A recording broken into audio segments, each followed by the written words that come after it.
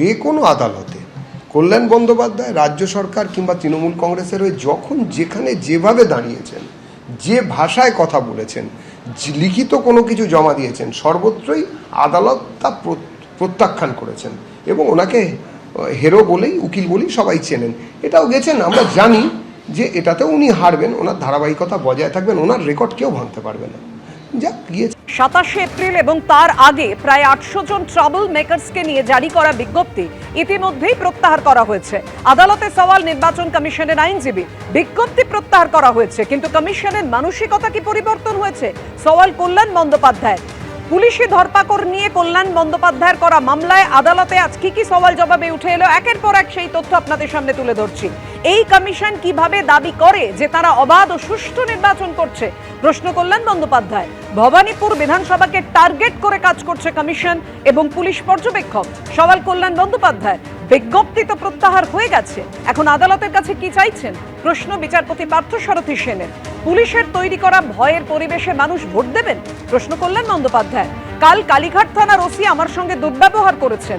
আমি 4 বারের নির্বাচিত সাংসদ, আমি পরিচিত আইনজীবী, প্রোটোকল অনুযায়ী আমাকে দেখে দাঁড়িয়ে কথা বলা উচিত।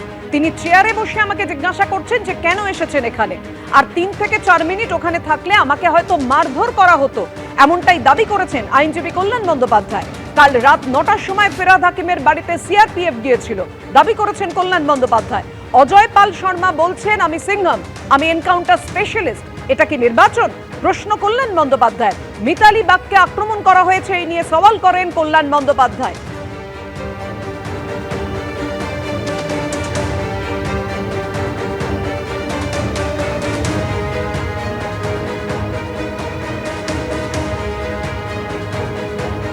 প্রথম দফার পর নির্বিঘ্নে ভোট করতে দ্বিতীয় দফার আগেও ধরপাকড়, অশান্তির আশঙ্কায় পুলিশের গ্রেফতারির সংখ্যা 2000 ছাড়িয়ে গেছে।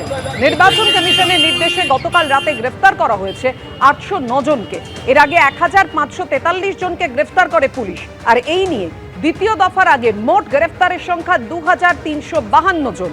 কাল দ্বিতীয় তথা শেষ দফায় 7 জেলার 142 আসনে ভোট হতে চলেছে।